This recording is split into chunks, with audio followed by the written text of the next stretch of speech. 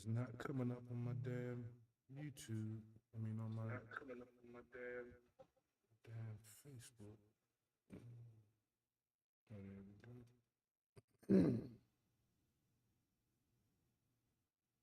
All right. Is it working now? Yeah, I'm good now. Okay, well, welcome to episode 304 of Sports on the Hill podcast. I'm Robbie, and I'm joined by CP3, my co host of now 8 seasons, Carol. This is the season premiere of season 8, which is kind of crazy that we've now are in our 8th season. We just celebrated 7 years. You can see there's some graphics if you're watching on Twitch. It is a March Madness special. We will be doing live look-ins to the NCAA final game all night long, but we've got a lot of Washington, D.C. area sports to cover. We'll be starting off with our Caps Talk segment. We've got Gil, the Blue Liner on point, and Sherilyn Forrester, aka C4, will be joining us in just a few moments. We'll talk hockey. We'll do that for most of this first hour. And then at the end of that hour, we'll have Carol break down the kind of rough start for the Nationals. They've only won one game so far. They are currently kind of being blown out 5-1 by Tampa Bay, who's good. They've won all three of their games this season. So we'll get into that live game throughout the night as well. Yeah, it's going to be interesting Nats season for sure. We haven't really had Nats talk yet on the podcast, or hasn't had it for a while. And it's a nice drive, but right to him. So I thought it was going to fall in there for a single, but unlucky.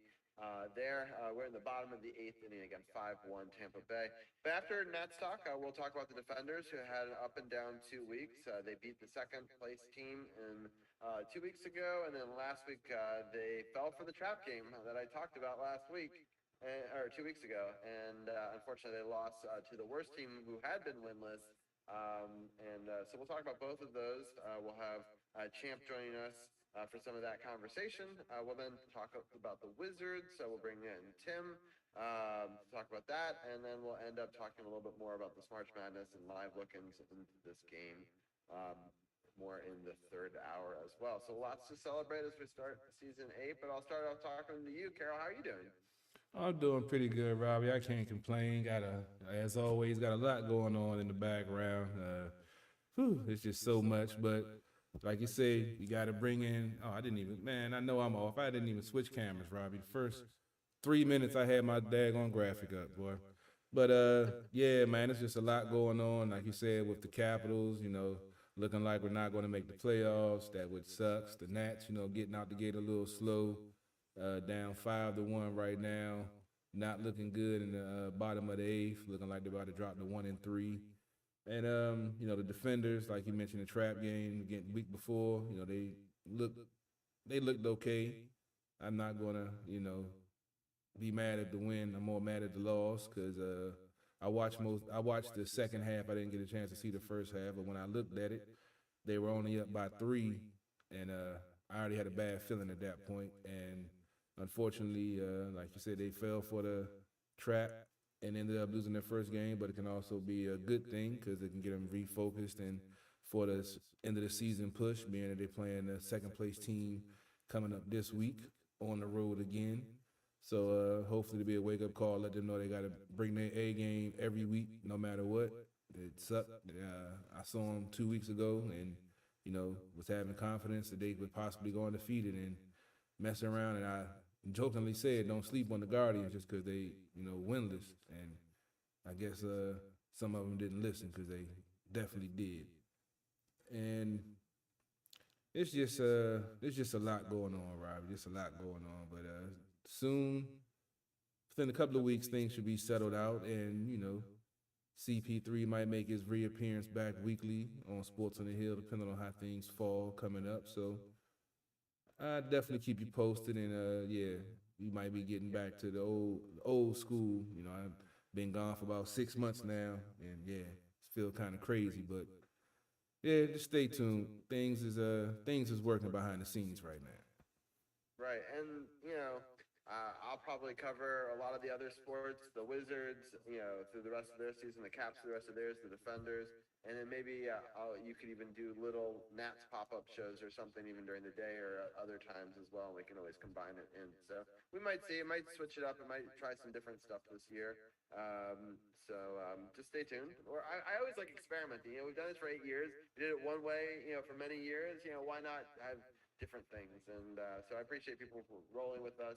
I do want to announce this is the season 8 premiere on my Twitch channel as well. And if people are following me over there, we have a bunch of people who are joined us in chat already. I'll probably do a couple pop-up streams this week. I might do some art pop-up streams where I design the new season 8 logo and some of the other graphics for the website. The plan is to design all of that maybe tomorrow night at 9 o'clock. So stay tuned for a pop-up show tomorrow at 9 maybe on my Twitch channel. So that will be great. We get new graphics, new website updated, all that. And then I also might do another emote stream on Thursday, and I might even do some video editing on Friday. So lots of stuff happening on the channel this week. My family is in Texas, so I get to stream a little bit more often than I normally get to. So stay tuned on Twitch for some of that stuff this week. But with that, let's bring in some of our guests for our Hockey Talk segment now. We're going to bring in first Gil, the blue liner on point. How are you doing? We'll bring you in on camera and on mic, and then we'll see. There he is. Oh, he is a little bit under the weather, so I know he doesn't want to spread the germs to us. Better safe than sorry. Exactly. Don't want that computer virus. Yeah, no, I'm also wearing this because, in all honesty, I'm sick of the Caps losing as well. They've made me sick with losing. So, yeah. All good, all good. I'm joking, of course. My team's do or die, so no big deal. Of course. And we're also going to bring in Cheryl Ann Forrester as well. She is filled in wonderfully for Anna all season long in different times. I really appreciate her insight. And also, she went to a couple of these games that we're going to be talking about. So I appreciate the fans' perspective in some of those games. But how are you doing tonight? I'm doing really well tonight. Disappointing loss yesterday, but still had a good time. So, like I said, like Gil said, win, lose, tie, fan till I die, rock the red till I'm cold and dead. Well, I'm rocking the green. I love that jersey. That's a really cool. As someone who collects a lot. This was the Go Green jerseys they auctioned off. So $1,200 later, yeah, I got it. I have an addiction. Yeah. Its name is hockey. Nothing wrong with that. More power to you. Yeah. Mike Wilson was way too expensive at the Cap Center, so Capital One. So I know how that is. We're gonna do it a little bit differently tonight, just because we have 2 weeks of games to get through and about 40 minutes to do it in. So it's a lot. I'm gonna quickly break down the games, kind of in a nutshell. And each one of you guys are gonna pick 2 games you want to talk a little bit more in depth, and then I'll let the rest of the roundtable riff off the same games. I'll let Carroll start because I know that he didn't catch quite as many games as the 2 of you. And I'll let him pick some of the early, the games, and I'll let you guys pick some of your games as well. And then we'll just kind of go through it that way. We'll preview the week ahead, and we'll just sort of talk about the state of the Capitals because it's kind of the end of their season in some ways. I don't know how many more episodes we'll get Carroll on and be able to talk hockey. Next week, we're actually doing a live watch along. So any of the 3 of you are invited. I know some of you guys don't like to watch a live game and be on air at the same time. There's no pressure at all. I'm happy to do it alone. So that one will be against the Islanders next Monday. But let's go back in time a little bit. We'll break down these games.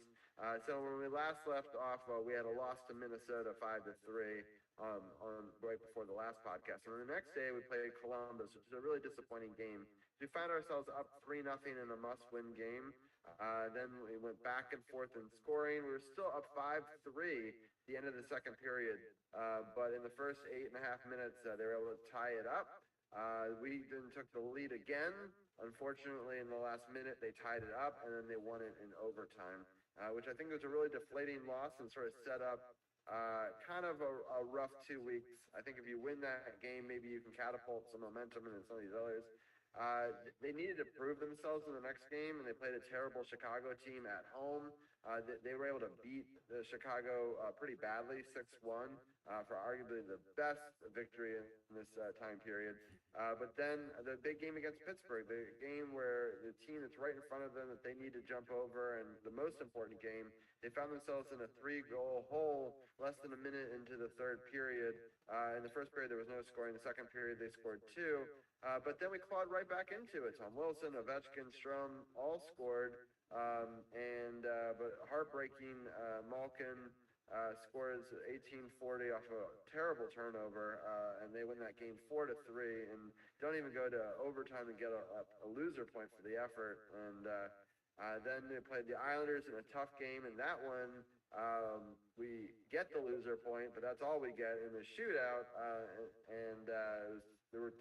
We split goals in the second period, 1-1, and then in the shootout, Kuzi scored, but TJ Oshie and Backstrom both missed, and both of their skaters scored, and so that's how they won that game.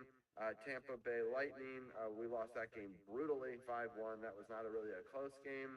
And then the Rangers game, also not that close. The Rangers found themselves up 3-0 before the Caps were able to score. 3-1 when Dylan Strome scored, but then they extended to 4-1. We cut it to 4-2, and then immediately they made it 5-2. And that's all she wrote. So that's kind of the 2 weeks in a nutshell. These were games we had to win. We had to win almost all of them. Some of them were close, but some of them we didn't see effort until way too late, which has kind of been the story of the season for the most part. But Carol, I'll let you start with one game in particular that you want to talk about a little bit more. I guess I got to go to that Columbus Blue Jackets game. I was watching that game. I felt positive, going into the second period. They were up 3-1, and it's like they just stopped playing. Like they say, that one of the dangerous 2-goal lead or 3-goal lead is always, dangerous. And to see them get that goal late when they pulled the goalie, normally we've seen it before, but the Capitals teams that I know will find a way to close that out. And unfortunately, they weren't able to clear the puck in that instance when they had the opportunity, which we've seen before. But this, to me, was kind of the epitome of this season right here, because the injuries is what really killed them.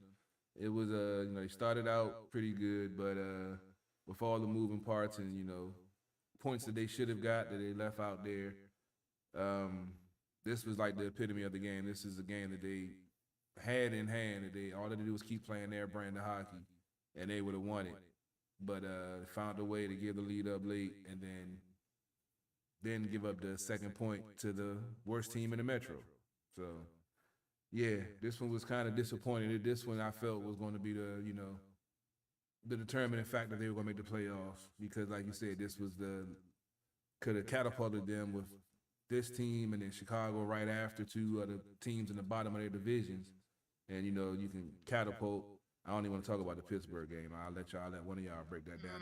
That one hurt too bad, so I'll let one of y'all talk about that one. But this one is the one that kind of stood out to me, with them having a 3-1 lead, pretty much in control of the game, playing solid defense for the first period, not giving up a lot of shots. And then I don't know what happened in that intermission, but after that, the momentum just swung to Columbus, and like the Caps couldn't do enough to get the momentum back in their favor. And I'm not used to seeing that, honestly. Yeah. I'll get everyone's thoughts on this game as well. So we'll start off with you, C4, our special guests. What are your thoughts on this disappointing loss? Brutal. The funny thing was, we actually, when I was watching, if I remember correctly, we actually had the overtime in hand. And then I believe this is the one where Oshie tripped and fell, right? And they both ended up being a 2-on-1. Yeah, and that made it worse. There was just nothing. I think if Oshie doesn't trip and fall, we win this game, because I think we had control in overtime. But oh gosh, cardiac cap strike again, man. Let me tell you, it's been their MO for a long time. They just haven't. I mean, and not even just this year, but even previous years, they just haven't ever figured out how to play with the lead and keep that lead. So Yeah, I really don't have much to say other than that. It was brutal. It was brutal, and it was ugly, and it hurt. Yeah, it was pretty disappointing. But Bill, any final thoughts on this game? You can pull any excuse you want out of the hat. Overtaxed emotionally. Um, you know, because of the pregame ceremony, ran out of gas, stopped playing. Well, they definitely stopped playing. That was obvious.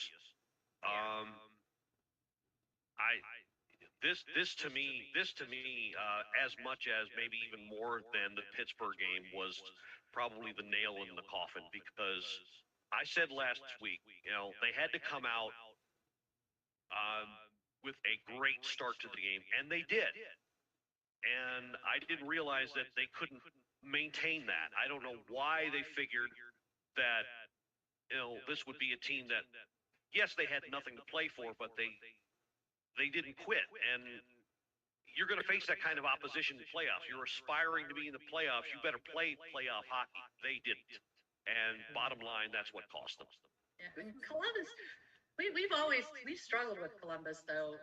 Always. I mean, always. It doesn't matter how good or bad they are. For some reason, they seem to have our number, and we always we it's always a battle to win against them, whether they're the top of the league or the bottom of the league. It I doesn't. mean, think about 2018. They Mhm. they beat us in the first two games, and the third game goes to overtime. So with a different bounce, they're up 3-0 in that I mean, series. So I mean, they definitely always play well. And this was the game where they were celebrating Ovechkin's, getting second place. And I don't know what it is about these games, but they never win them, and it's very frustrating. Like I never see us win a game where we're celebrating something big. Like the one time was like the Nicholas Backstrom where they threw the apples. I feel like that was the only Right. one. But every time we celebrate Ovi, I feel like we lose. you got to take a step back and look at it. The other team is sitting there watching all of that. You don't think that's going to inspire them to play better? You don't think that's going to, upset them having to sit through that and watching them honor, before the game and all of that? So, I mean, it's not that our team is flat, it's that that kind of pisses the other team off. Just like I was talking about with the Eagles celebration with Kuzi. That rubs some people the wrong way and makes them want to play harder to make sure they beat them because they want to rub it in their face. So, I mean, the ceremony stuff, I really don't care about it. They win or lose, whatever. I'm more concerned about the consistency and playing well on a regular basis. And unfortunately, with all that's why I say with this season, with all of the injuries that they had, it was they started out well. They were in the top of the division, but it ran out. Too many moving parts, and that's what you can say about the Rangers when we break down that game. If somebody breaks down that game, all of their young top players are excelling. I was looking at some of the stats. The 22, 21, 19-year-olds, all have 20-plus goals. And that's what they showed against the Capitals, more speed and execution. The puck just wasn't bouncing their way, but they had the hustle. They had the grit. They wanted it more. And, now it's time for us that we done, moved off some of these people, all of these draft picks that we have that's down in the, down to the Bears. It's time for them to start coming up to see what they can do, because if not, this team is going to get left behind because other teams are improving. And the Metro was already close in talent. And, speaking of Columbus, I think they said the last, 16 regular season meetings or 10 regular season meetings has been 1 to 2 goal games between these two teams. So they always play them tough. They are a solid team. They can't score. They don't have any scoring, but they play solid defense. And like you said, they're going to play you for 60 minutes. And, they outplayed the Caps that game. The Caps, they wanted it more than the Caps. And like I say, sitting there watching that ceremony, I think that played a part in it. Yeah, for sure. All right, let's get into the next game. I'm gonna let C4 here pick a game. I know you went to a couple, so I figured you might want to pick one of those. But whatever game you want to talk about. I was actually at the Chicago game, which is the next game in the line.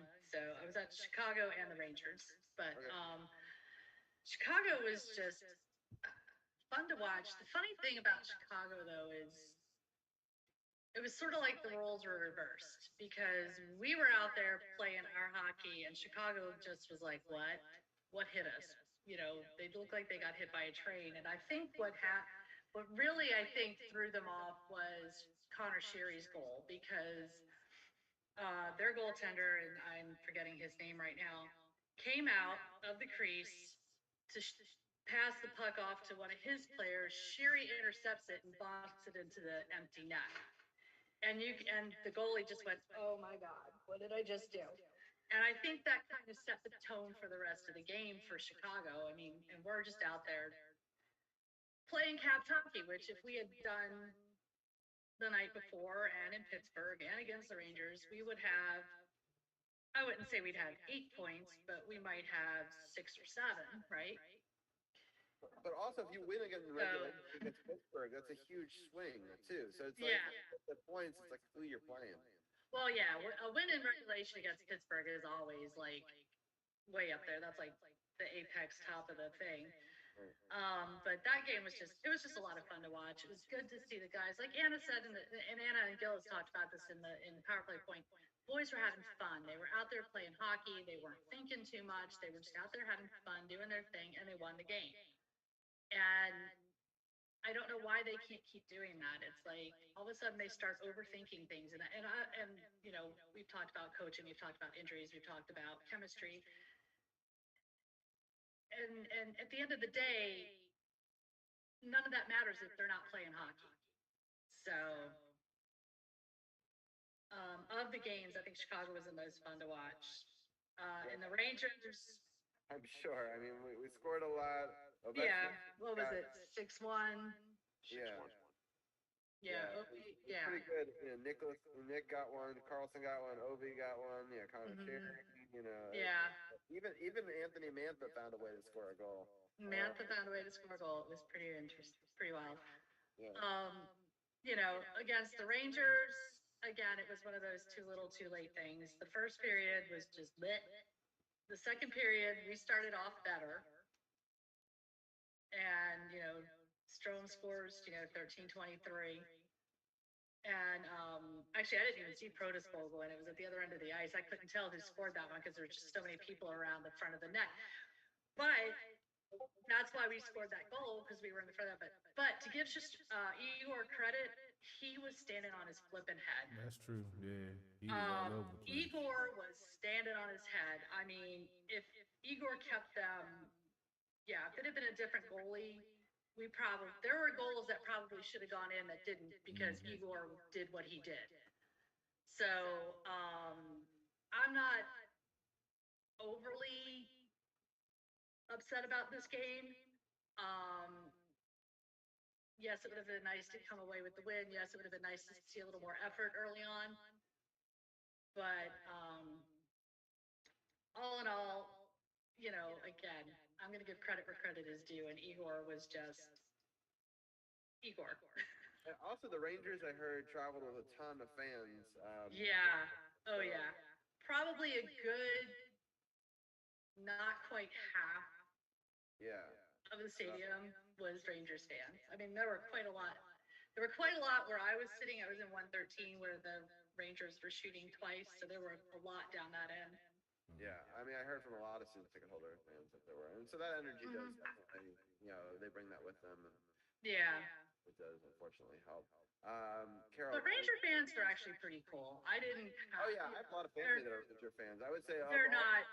Of all of our rivals, they're the least dicks to us as another. Yeah. So. Right. And honestly, I have to admit, Lafreniere's goal was really pretty. It was really pretty. It was sick. So, I mean, it was literally right in front of me. I mean, I was like 10 rows back from the ice. So At that point, I turned the channel.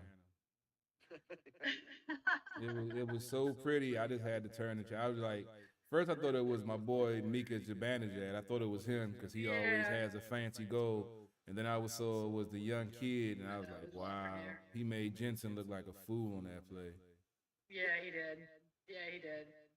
So, but I mean, it is what it is. Carol, any thoughts on either the really good home victory against Chicago or the Rangers game? I mean, it was good to see the Chicago game. You know, we as fans and we in Capitals needed a game like that. Felt like the good old days, when they started scoring at will. I started feeling sorry for the opposing goalie. But it was good to see some some spark in this team, some jump. But we got to be honest, the team is one of the older teams in the league, and Oh, yeah. we have to incorporate some of these young guys and get the speed and do what we see all the other teams doing. So hopefully with some of these moves that they've made, and hopefully we'll see some of these young guys coming up from the Bears and can make an impact, because we saw glimpses last year of some of the young guys and this year. So it's all going to be on the development of them, where this team is going to go. We like, Robbie spoke about before we went on break about, celebrating Ovi's, chase to the record. I mean, that's all well and good, but you still want to have, at least a chance at the playoffs, chance at the cup.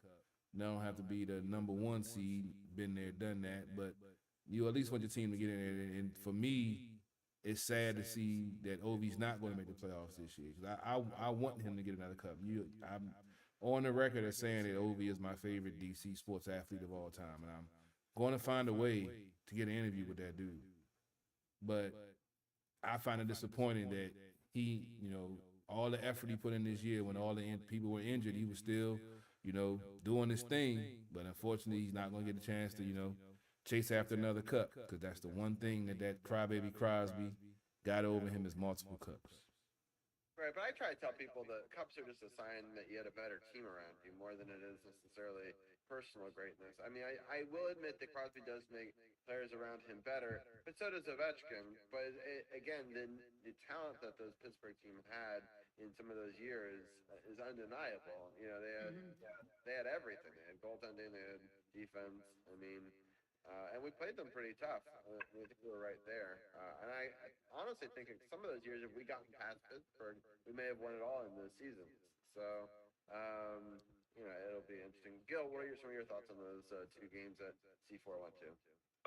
Well, the Chicago game was, like everyone said, the classic Caps that everyone's gotten used to, and it's the way they should have played against Columbus. Again, you're shooting for the playoffs. That's the way you have to come out, and that's how. Now they got that fortunate bounce to begin the game. You should never let that happen so early in the game, but they kept going with the momentum, and that's how they should have played that whole time the game previous. But this is what the team is capable of when they stick to that. And for some reason they've had so much trouble doing that.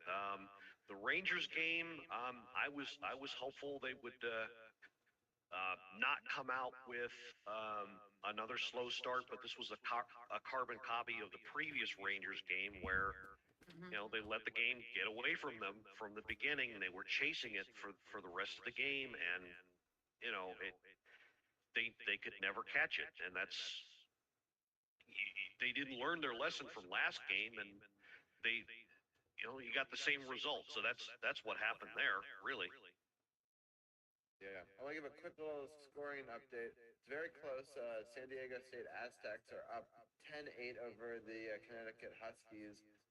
These are two surprise teams to have made it this far in the March Madness, but it's been a very competitive game so far.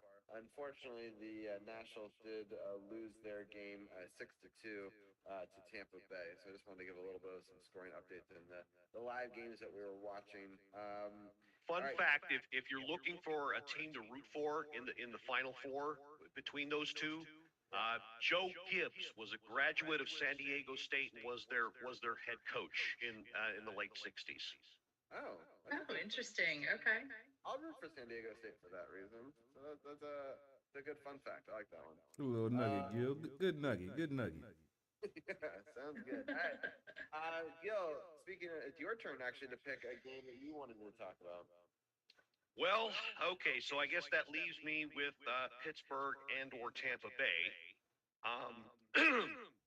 Pardon me. So, somebody's got to do it. I'm going to gloss over the Tampa Bay because that was pretty much the same as the Rangers game. They actually, I thought they played Tampa pretty tough the first period, even though they gave up 2 goals. One of them was on a power play. I mean, Steven Stamkos, he doesn't get a whole lot of attention. He's a lot. If there was no Alex Ovechkin, I think Stamkos would get a lot more love around the league. because he does a lot of the things Ovechkin does very well. It's just Ovechkin has the numbers and the everything else that's backing him up. But Stamkos got a power play goal that was the second of the game, real late in the game, and that kind of deflated them late in the period rather. And so that same thing, same story, different game. They were chasing the game. Then Tampa's offense were held in check until the third period when Pat Maroon closed the door on them late in the third. So that's what happened there. Pittsburgh. This was the heartbreaker. There's no two ways about it.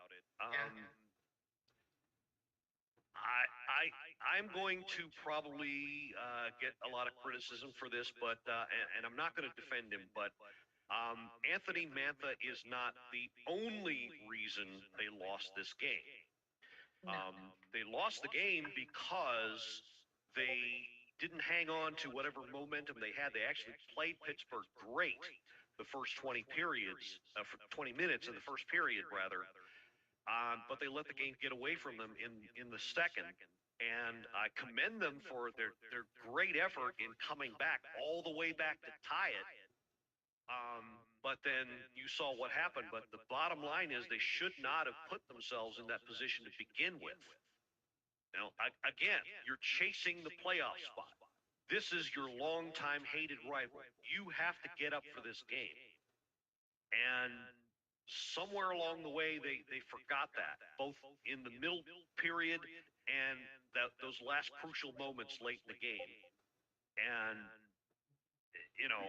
it's you can attribute it to coaching or injuries or just a lack of focus, but something happened to this team where they forgot what they were playing for, and it all went out the window. Right. Well, something building on that a little bit, something else I've noticed about this team, when they are in a tie game in the third period, you can almost see them saying, okay, we're tied up. We're going to play for overtime. Right. The other team is not playing for overtime, people. No. You need to play to win this game. And I think that's what happened here. We're like, okay, we're at 17-16. There's minute and 2 minutes and some change left in this game. All right, we're going to play for overtime. And Pittsburgh's like, oh, hell, you're not. We're going to play to win. And, turnover, Malkin, boom, done. And I've seen that many times this season. It's like, guys. That's kind of why I want to attribute it to coaching.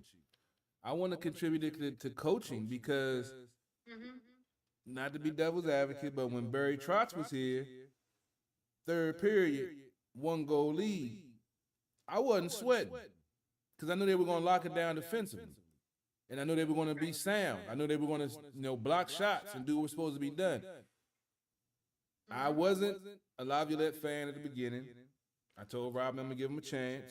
I never really had faith in his system. He's won some cups. Cool. But those are extraordinary situations when he won his cups.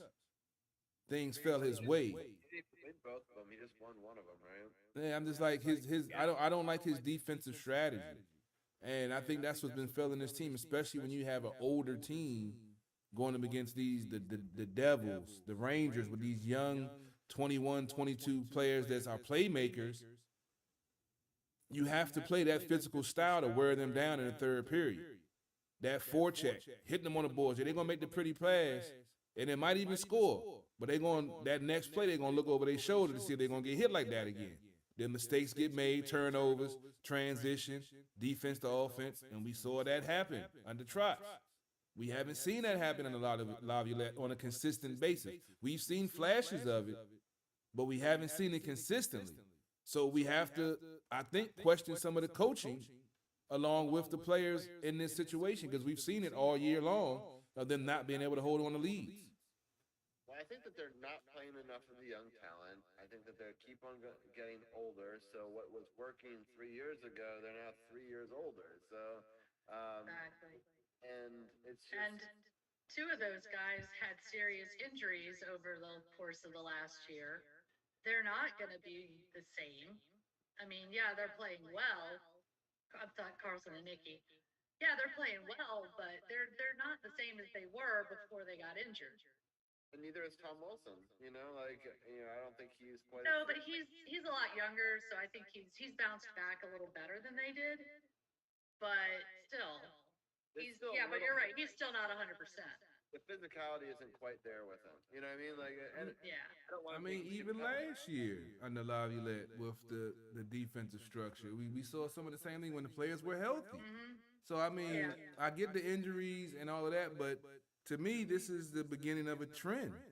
And if one or two things doesn't happen, we're going to see the decline of this team that we're seeing with the Nationals right now. 2019 won a championship, and now we're looking at possible 100-loss season. Last year, luckily they didn't hit it, but we're looking at possible one this year. We don't want to fall off that drastically, and if they don't make some solid decisions, some solid moves this off season, I don't see anything turning out better for this team. But like Robbie said, rooting for Ovi to break the record. That's the only thing I see coming out of this. If the talent that they've drafted doesn't develop and get on the ice, because it's time. You know, Oshie, I love him, but you got to look at his injury history the last 2 years. Hmm. I mean, I love him when he's on the ice. He's great. But when he's not, it hurts us because he's key on the power play. He's key. You know, he's a great two-way player, but you got to be on the ice to be a two-way player. So we have to make some hard decisions on what are we going to do. Are we going to continue to hope this team can put another run together with the, older talent and with the pieces they're plugging in? Or are we going to do like, now that they're not making the playoffs, this is the time to make that turnaround. So they have to make a decision this offseason of what they want to do. And it's going to affect this team in years to come. And like I said, the salary cap stuff, I have no idea. So I'll let you guys talk about that because the NFL salary cap is so confusing to me. Yeah, I'm with you on that, Carol. I don't get salary cap either. Oh, well, Robbie's the expert. He's better at it than anybody that I know. Right, but so the problem is we're locked into so many players right now. So we'd have to make some trades. We'd have to want to take our older talent. I don't know anyone that wants to take Manthus. We're probably going to have to buy out, which is costly because when you buy somebody out, you still have the money that's going against the cap. It still counts against the cap if you pay him out? Yep. Yeah. That's Yeah, crazy. they had, I don't know how, it was like 15 years ago, they had something called a compliance buyout where you could take the entire amount off the cap. But they only did that for 2 seasons. If you do a buyout, it's like a third that only comes off or something like that. Somebody, I know there's somebody out there that can fill in the details, but when I you, don't know what the digits are, but it's something like a third or a half off. Like it's Yeah. not even that much. Like we would still owe like $3 million a year or something. right. So you don't gain a lot by like buying out Nicholas Backstrom. You might get a little bit more by buying out Because he's older. Hmm. Well, that's true too, but I'm just saying for value for what you're getting, I'd rather still have Nicholas Backstrom potentially on the ice when Ovi breaks records. Mantha, it's worth the cost just to get him out the door at this point. Yeah, Mantha's doing nothing more than unfortunately taking a roster spot at this point. Backstrom, I've said this for a while now. Backstrom, they need to make him the permanent third line center and not play him more than at most 15 minutes a game and leave him on the power play. Right. Make him a power play specialist. That'll be the time where he dominates. But don't put him on the top 2 lines anymore. Who would you have as the second line center, Gil? Well, okay, you got Strome, who's a center, and you've got Kuzi, who's a center. So I've also said you can platoon. You can platoon the both of them. I don't buy all that stuff about Kuzi wanting out. I really don't. Well, he said that he didn't. He came out and said that was a false report. Right. Yeah. I don't buy it. He's got kids Come up here. a lot of times for me to think that there's no truth to it. That's all that I'm gonna Yeah. say. I'm hoping that it's right, and he kind of has to while he's under contract, being like, I didn't say that. But it's weird that this is not the first we're hearing of it, and so it gives me pause, right? I'm not gonna say there's validity to the rumor. I mean, we're trying to, he's under contract. yeah. So, hey, nothing. Hey, he's under contract. He got to play his contract. If he don't, hey, then that's another whole issue. But if he wants to trade, hey, I want to be a millionaire. Hey, it ain't happening. So, hey, It's gonna be interesting to see if he's gonna want to to pay for it because it's a big contract, and he's got the no trade clause where he gets to submit to 10 teams that he's possibilities. So Right. I don't put no validity in that. When I saw it, I scrolled right past it. I don't see him wanting to go anywhere else. He he's playing with Ovi, he's playing, with his Russian teammates. Dimitri's gone, yeah. But I can't see him wanting to trade, especially with them riding with him after his off the ice issues. Right. No, that's true. So I think he's your second line. I think Strome is your first line center. To answer your question, Carol. You put Strome on the Agreed. first. You put Strome on the first and Kuzi on the Yeah, second. Absolutely. Strome's been our points leader all season from the center position. So, he's I think Even with the chemistry that he got with Ovi on the top line, you would still put him on the second. he's been but Strome has been playing with. Strome's been playing. I mean, first Strome's been line. playing some good hockey. I'm not taking nothing away from him, but I mean, Yeah, but I think he's been playing first line. oh, he has been. Yeah. That's why I say you platoon them, because it's going to the situation of how the games go, each individual games go, is going to dictate who you have out there. That's why I say platoon them. You got a nice 1-2 punch down the middle. Give the team a little something to think about who's going to be out there playing Right. down the middle.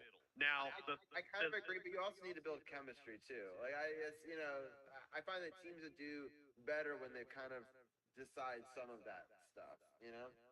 That's You- true, but Strome adds a dynamic that he's starting to learn how to shoot more. So he adds that dynamic. Yeah. Kuzi, of course, nobody's a better passer than him. So, again, it's going to be how fluid the game situation is. Yeah. We need a coach who knows how to adjust in game a lot better than what we've got now. That's for I damn think sure. the game has unfortunately. That's the key. I thought I was getting a younger Laviolette back when I thought that he did better. I did too, and I'm kicking myself in the butt for even advocating for him. But if I'd have known this was, So, Gil, we can't get it all right. Once again, I'm gonna play devil's advocate. All I'm gonna say is, where is Barry Trotz at right now? He just got a great job. Oh, really? oh yeah, he's the as of next year he's the GM of of Nashville, the Predators. You wouldn't want to come back anyway. So Yeah, I know. I'm just not gonna. now. I hate to, I mean, it's an interesting thought. I would love to see I it. would rather have Gabby back, high scoring, get Ovechkin the records. Just like just all offense all the time, 6 games like we used to have. They're not built for that no more, Robbie. You have to cut some bait, you have to trade some things, get some young talent in there. And get them around Oh, them. but I will. Yeah, we really need a coach who's going to allow that young talent to develop, because Michael was wasted, Laviera was wasted, Protas was nearly wasted, Alexiev was nearly wasted. I mean, all those guys. We need someone who's going to allow the younger players to play and develop. And for whatever reason, Laviolette refused to do that. And I mean, I think probably the only reason we're seeing Protas and Alexiev on the ice more right now is because chances of us making the playoffs at this point are slim to none. Otherwise, we'd be out there playing the same old, I think. And that's just my opinion. Y'all can if you'd like, and I'm okay with that. I gotta go back to the decision of McLennan to not give Trotz what he wanted. I felt like if he gave Trotz what he wanted, this team would have went back to back. Yeah, and it's funny because I feel like they blamed him for canceling a contract that he started, but I do kind of agree with you, Carol. Like when he wrote all that out, it was before the value of the contract changed in those 2-year periods since they wrote that clause, and so I couldn't get why he wanted more. And I just kind of wish that Ted wasn't cheap and he just been like, you know what, we both agree we had too low of an answer. You just got us the cup. You deserve everything. Just back the truck up. Like he's got the money. Like I don't know. Like it doesn't count towards any cap space. Like why not at least? Not saying give him a huge extension. I'm saying maybe 3 years. At a higher value. Yeah, that's the only move that I think Ted and the GM screwed up on in that whole aspect. If they would have re-signed Trotz, I think that this team could have won at least a back-to-back cup. I think they were poised to make another run if they'd have had that same defensive structure, the same chemistry with that team. I think they could have, made something happen. Could have got that same Chicago Blackhawks talk about dynasty, BS when they won 2 out of 3 and shit. But yeah, like I say, hindsight is 2020. McLennan has done a pretty good job since he's been in there. I just think that was his major faux pas since he's been in that role. Oh yeah, I will agree with that. Yeah, I definitely agree as well. All right, so let me just go through the upcoming games real quickly, and then I'll let each one of you kind of take a game that you want to break down. So just 'cause it's already 9:48, we don't need to have each one of us break down each of the upcoming games. So the next game, sorry, I moved it. Montreal, Yeah, it's Montreal. What day was that? Thursday in Montreal. Oh yeah, there it is. Okay, thank you. Yeah. Last road game. There's last only road game of two the games season. this week. Nope, so. nope, we're in Boston. Oh, that's on right. You're right. 11th. You're right, C4. Yeah, Boston. Yeah, Ooh, so we're boy. at Montreal at Yeah, that's gonna be ugly. 7 p.m. on Thursday. Saturday it's 7 p.m. Against Florida. That one's in Washington. And then next Monday we'll do a watch along April 10th, 7 p.m. game. So we'll be covering the third period of that game live. And whoever of you guys wants to join me, we'll talk about the Montreal and Florida game. During that. I'll actually be in the air flying back from Florida. Oh wow. Okay. I might be around. Okay. You can. I have class at 7. So it gets over around 8, and I get home around 8:45. So Yeah. So you can maybe. if I'm around, I'll jump in. All right. Nice. All right. So whichever, but let's. I'll let each one of you guys break down all the games, including the Islanders game, even though we'll be covering it live. I'll start off with CP3. Which one of the 3 games do you want to break down? Let's see. At Montreal, Florida at home, or Islanders at home? I guess I gotta go with the Islanders. That 2-1 loss really stung. Hopefully it stung them and they can rebound and win this game, because I think the game before one of their players had a hat trick, even though I think the Caps won. So just the Islanders, I don't know what it is about them. The Rangers, I don't really trip about, but the Islanders, I don't know why. I just like beating them. They went on that long streak of beating them, just like they did Boston.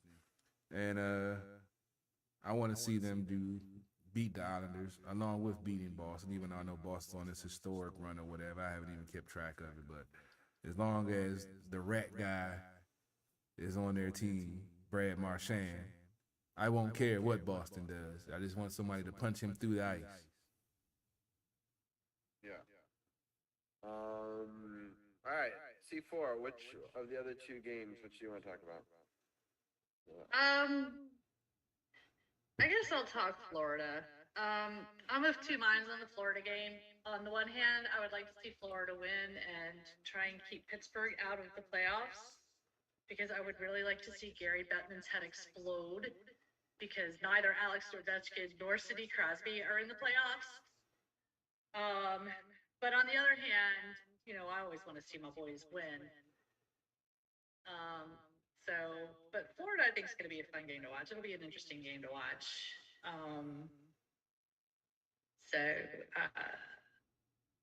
But like I said, on the one hand, I would like to see Florida win just so they can hopefully knock Pittsburgh out.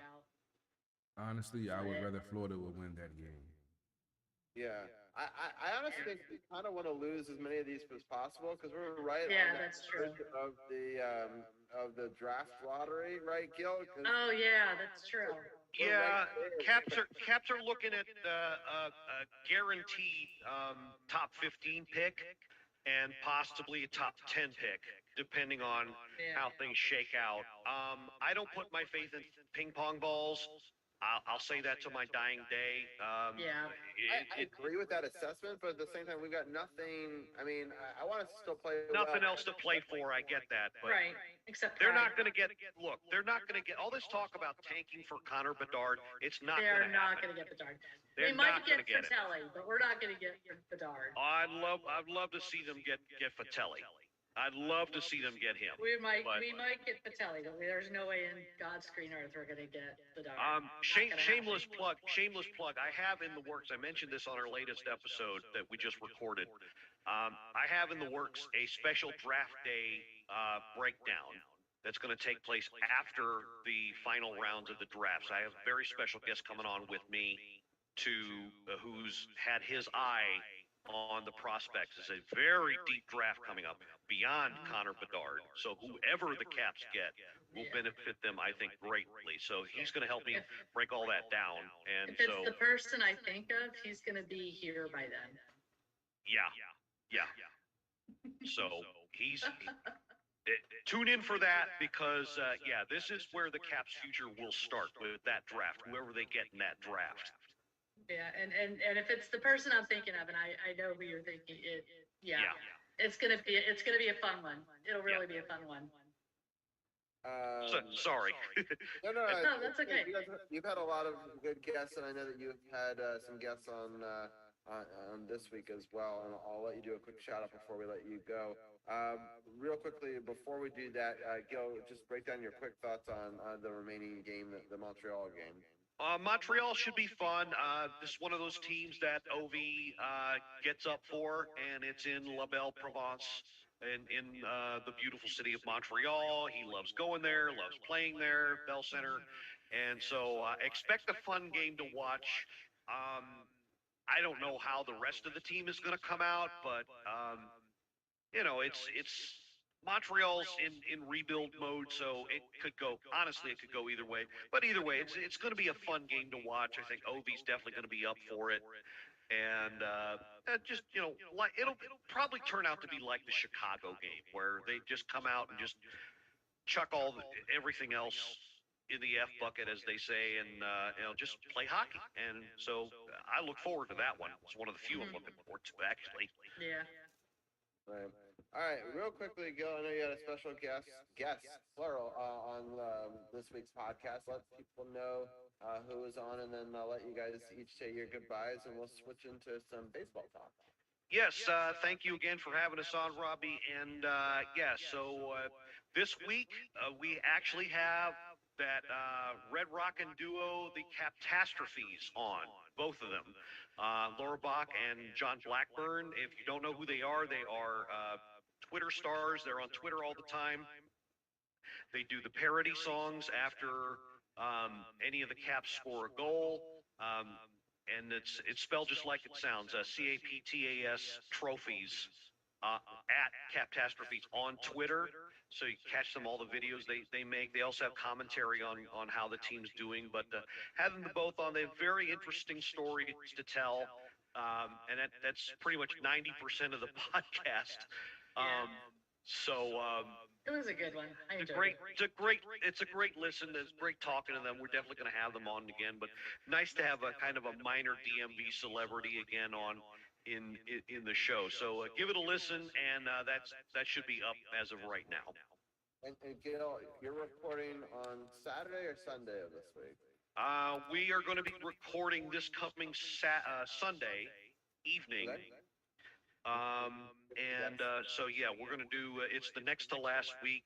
C4 will be co-hosting with me. Anna's taking the rest of the season off. And we're going to break down the games that you just described, except for the Islanders game, because that'll be Monday. And so that'll be how that show's going to go. And I might, depending on if I have to drive a car to a airport or not that night, I may actually join you guys. Because it's been a long time since I've been on, and maybe we'll do a simulcast on Sunday as well. Awesome. Nice. We'll talk offline about that. And just depends on Okay. that. But I did try to catch one, especially my family's out of town, so I do have a little bit more time to maybe do it. So we'll talk more offline about that. But there's a possibility for listeners of this channel, we may go live on this Twitch channel as well. But Gil, you've been fantastic, and C4, I appreciate your insight as always. You're more than welcome to do the watch along next week with me. We appreciate your Caps coverage all season long, and joining us again for the season 8 premiere. C4, any final thoughts before I let you go? No, it's just going to be an interesting next couple of weeks. But for the record, I am actually okay with us not making the playoffs this year. I think it will give the guys a little more time to heal, to recover, to reflect, to figure out what they need to do. And not just the players, but the GM, the coaches, and everything else, and sort of figure out, okay, what worked, what didn't work. I think at this point, we need all the time we can get to figure that out. If we go, if we were making a deep run into the playoffs and or we get out even in the first round. Flame out in 5 games isn't really gonna. Yeah, I think at this point it's just better if we don't make the playoffs. Start getting our heads around what we need to do next year, and move forward. That's sort of my final thought. And I'm really actually, for the record, okay with not making the Yeah, playoffs. I've kind of a little bit at peace too. It's funny because there's still a lot of Caps fans that are pretty angry about it, but we're not. In the last 16 years, maybe 14 times. I mean, that's pretty good. I mean, so many guys would kill. It's only one other team that's been better, and I hate to say this, Pittsburgh is 16 years in a row. So I mean, well, but then again, what goes up must come down, and this is our year to come down. And there's nowhere to go. I don't know if we've hit rock bottom yet. Maybe. but didn't they miss the playoffs 2 seasons before they won the cup? Yeah, exactly. So we just start moving forward, building up, and go from there. Sounds good. All right. Well, I will let C4 and Gil go. Carol, I've got to fix something on a website real quick. So I'm gonna let you rock and roll with the Nats talk solo. I'm gonna change up the graphics for that though, and I'll let you sort of break all that down for the Nats talk. But I'll be right back. all right, you're gonna leave me with all the bad news. I feel you. Okay, that's cool. Welcome to the inaugural Season 8 premiere and first week of Nats Talk. Unfortunately, the Nats haven't got out the gate the way we would have liked them to, and especially after taking a loss today to the Tampa Bay Rays 6-2. That drops them to 1-3. We're going to recap the week that was. They started out the season facing the Braves, which is always an interesting matchup, especially with the Braves on the opposite side of where the Nats are right now. The Braves have some solid talent and playing some, started out the season playing some good ball. They won 2 out of 3 against the Nats. Unfortunately, hitting has been an early issue. They left 9 on base in the first game and 5 on base in the second game. They were able to win the third game 4-1. So when they scored the first 4 runs in the first inning. And the bullpen pretty much and the pitching pretty much held down the team to win 1 out of 3 instead of getting swept at home, which always sucks. The first game was a 7-2 loss. Lucas Ludic got the victory for Atlanta. He went 1 inning, giving up 2 hits, 1 earned run with no strikeouts and no walks. Patrick Corbin took the loss, drops him to 0-1. He went 3 innings, giving up 7 hits, 4 runs, 2 of those earned with 3 strikeouts and 3 walks. The Nats were down 3-1 after 2 innings. They kept it close, but the 9th inning, the Braves tacked on 3 runs. It was a 5-2 game and tacked on 2 runs, to win 7-2. As I mentioned, the Nats left 9 on base, which is never a good thing. You got to get those runs home when they get on base, and that's not a good way to start the season. Second game was a 7-1 loss to the Braves. The winning pitcher was Spencer Strider. That puts him at 1-0. He went 6 innings, giving up 3 hits, no runs with 9 strikeouts and 3 walks. Josiah Gray took the loss. He went 5 innings, giving up 7 hits, 5 runs, 4 strikeouts with 2 walks. And they were down 2-0 after 1, gave up back-to-back homers, and didn't score until the 7th inning. The 9th inning, and that was a Ruiz solo home run in the bottom of the 9th to make it 7-1. Once again, they left 5 on base, which is, as I said, never a good thing. Got to get those runs home when you get them on base. This wasn't a good way to start the first two games against the Braves, giving up 7 runs in both of the games. But at least they were able to salvage and not get swept. They won the last game 4-1. The winning pitcher was Mackenzie Gore. He went 5 1/3, giving up 3 hits, 1 run with 6 strikeouts and 4 walks. Jared Strider took the loss for the Braves. He went 4 2/3, giving up 6 hits, 4 runs with 1 strikeout and 5 walks. We walked in 2 runs with the bases loaded, so that's never a good thing. But it's a good thing for the Nats because in the first inning, it gave them that 4-run lead. Dominic Smith had an RBI single. Ruiz and Alex Call both walked with the bases loaded. And Luis Garcia hit a sacrifice fly with the bases loaded to give the Nats a 4-0 lead, and they were able to hold on to win that game 4-1. And as I mentioned tonight, they took the loss to Tampa Bay 6-2. Drew Rasmussen got the victory for Tampa Bay. He went 6 innings, giving up 2 hits, no runs, 2 strikeouts, and no walks. No, 7 strikeouts and no walks, I'm sorry. Trevor Williams took the loss for the Nats, drops him to 0-1. He went 5 innings, giving up 6 hits, 4 runs, 3 of those earned with 3 strikeouts and 1 walk. The Nats were down 4-0 until the 7th. Lane Thomas had an RBI ground out in the bottom of the 7th, and Jameer Candelero had a solo home run in the bottom of the 9th to make it a 6-2 loss, dropping the Nats to 1-3. On the start of this season, they have 2 more games against Tampa Bay. Tomorrow is a 1:05 start, and Wednesday is a 4:10 start. Then they go on a road for the first road trip of the season, going to Colorado for a 4-game set starting on Thursday. Thursday is a 4:10 start. Friday is an 8:40 start. Saturday is an 8:10 start, and Sunday is a 3:10 start.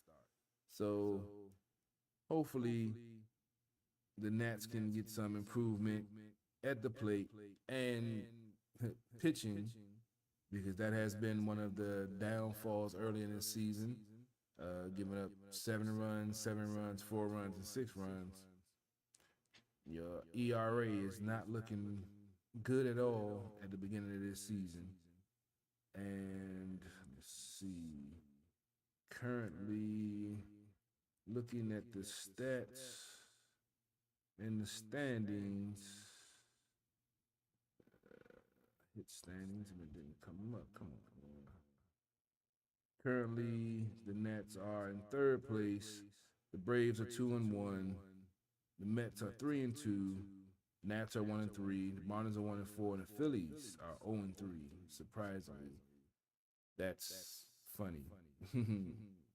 Well, at least they're not at the bottom of the division. And upcoming Colorado, they are currently 2-2 in the NL West. Yeah, And I Tampa think that Bay. Go ahead. the Nats were just, the Phillies were blown out recently, I want to say. So, like, I was watching a game on the TV. It was against the Rangers. I think I was watching it in Texas. And, 16-3 on Saturday. Well, at least, like I said, at least we're not in the bottom of the division. Philly is, and Tampa Bay is now 4-0. Yeah. And that's pretty much it for Nats Talk. Like I said, they have 2 more games against Tampa, 1:05 start tomorrow, and a 4:10 start on Wednesday, and they have a 4-game set against Colorado. Thursday, 4:10. Friday, 8:40 start. Saturday, 8:10 start, and Sunday at 3:10 start. So hopefully the Nats can get something going and flip this 1-3, maybe go 500 the rest of the week, and give us DC sports fans something to cheer about. Yeah, I have a question, Carol. Can you hear Neville? He's complaining about his food choices. But if you can't hear him, then I'm happy. Nah, he cool, Neville. You know, go ahead and let him get his meow mix and be on his way. All right, we're gonna bring in Champ, and we're gonna switch sports here to DC Defenders talk. I'm switching my graphics up here. Minus one. And Champ, how are you doing tonight? I'm good. I'm still buzzing off of WrestleMania weekend. I had to wear my KO shirt in honor of Karen Owens becoming the latest member of the Grand Slam Club, winning the tag titles this weekend. So I'm happy. I'm somewhat unhappy about what happened with the Defenders and the Wizards this week, but WrestleMania kind of made me feel better. That's good. Let's go back in time a little bit to the game that we were previewing. That was the Monday that we were off. There was a Monday Night Football game between the Defenders and the Roughnecks. So the Roughnecks are one of the best teams in the Southern Division. So there's two divisions in the XFL. I want to remind people: we're the North, the South. We're the top team in the North. Roughnecks started off well, outscored us 8-3. Then in the second quarter, Defenders had a good defensive quarter, not allowing any points, scored 2 touchdowns, and then outscored them 9-6 in the third. And then the Roughnecks outscored the Defenders 12-11 in the fourth. By that point, Defenders had put up 37 points, and the Roughnecks only 26. So it was a big victory in Washington. So we'll start there. I'll start with CP3. What are some of your thoughts on the big win against? At the time, it was kind of setting the stage as the two top teams. Yeah, it was definitely good to see them playing well, against the other top team in the other division, knowing it could possibly be, playoff matchup if they get to the championship game, if the, things play out the way we anticipated. But it was a good, solid effort. We saw this team play the ball that we've seen them play, running the ball, being, taking advantage on defense, stopping the run, and making the team one-dimensional. And it was good to see it that game. It was unfortunate we didn't get to see it in the following. Yeah. Champ, what are your thoughts on the good game of the two games? So the Roughnecks were able to start off things, getting a touchdown on their second drive of the game, an 8-play, 66-yard drive that ate up 4 minutes and 32 seconds off the clock. But then the Defenders decided enough was enough, and they scored 23 unanswered points to really blow this game wide open for them, including another pick six for this defense, which seems to be a thing for this defense, to be able to get those pick sixes. And once again, the run game wasn't as paramount as it has been, but it was still a very integral part of this team's success, with Abram Smith getting 95 yards and a touchdown on 19 carries. Jordan Ta'amu really did well. He went 19 to 31 for 245 yards and threw 2 touchdown passes. So this team really showed a lot of gumption, going down early, but then just deciding just turn it up a notch and just really taking it to the other best team in the XFL and really making a name for themselves and showing a national audience on Monday night that this team is something to keep an eye on. And this was a really high point for this team, but then we would get to later on where we would hit the lowest of the lows. Yeah, and I can sort of see this. So if I remember correctly, and I read this somewhere online, the Defenders were doing really well in the 2020 edition of the XFL, and then they came across a team that had been winless, and I think they lost. I think the following week they lost to another winless team. So this has kind of been a pattern for the Defenders, is to sort of overlook it. We thought, hey, different coaches, different players, maybe it won't happen again. I know that Carol did actually get to meet the coach and the quarterback. When was that? Was that after our last podcast? Or?